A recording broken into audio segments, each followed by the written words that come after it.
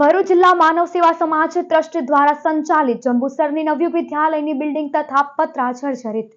હાલ વેકેશન બાદ નવું શૈક્ષણિક સત્ર શરૂ થશે ત્યારે જંબુસરની અત્યંત વિસ્મા નવયુગ વિદ્યાલયમાં બાળકો કેવી રીતે અભ્યાસ કરશે તેવા સવાલો ઊભા થયા છે।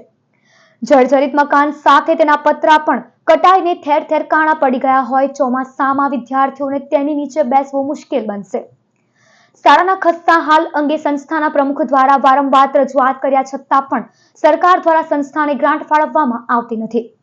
તાલુકા પંચાયતના કમ્પાઉન્ડમાં આવેલી આ શાળાનું ભાડું તાલુકા પંચાયત લેતી હોય પરંતુ સમારકામની તસદી લેતી નથી।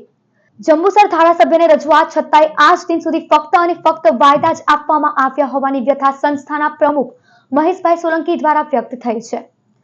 ધોરણ 10 અને 12 માં આ શાળા 100% પરિણામ મેળવતી શાળા હોય આ શાળામાં તમામ પક્ષો તમામ સમાજ તથા જંબુસર તાલુકાના 84 ગામોમાંથી વિદ્યાર્થીઓ અને વિદ્યાર્થીનીઓ અભ્યાસ કરે છે। જર્જરિત વર્ગખંડોના કારણે વિદ્યાર્થીઓનો જીવ જોખમમાં મુકાશે તો તેની જવાબદારી કોણ લેશે? નવું સત્ર શરૂ થાય તે પહેલા સરકાર ગ્રાન્ટ ફાળવી ઇમારતનું નવીનીકરણ કરે તે જરૂરી બન્યું છે। આ માટે દાતાઓ પણ આગળ આવી શાળાનું નવીનીકરણ કરાવે તેવી અપીલ કરાઈ છે। હવે કાલે જે સભા છે એ મેં મારી જાતે રાખેલી છે, કોઈ રાજકીય પક્ષની સભા નથી, એટલે આ ફક્ત લોકોની મુશ્કેલીઓને નિવારવા માટેની એક સભા છે। એટલે આમાં અમારે જે કંઈ કહેવું હશે એ ત્યાં હાજર રહીને અમે બધાએ રજૂઆત કરીશું।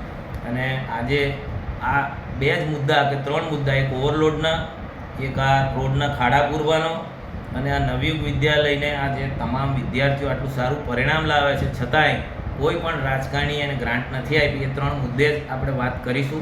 આગળના દિવસોમાં બીજી સ્થાનિક જે કંઈ બાબતો છે એનો પણ આપણે નિકાલ કરવાની કોશિશ કરીશું।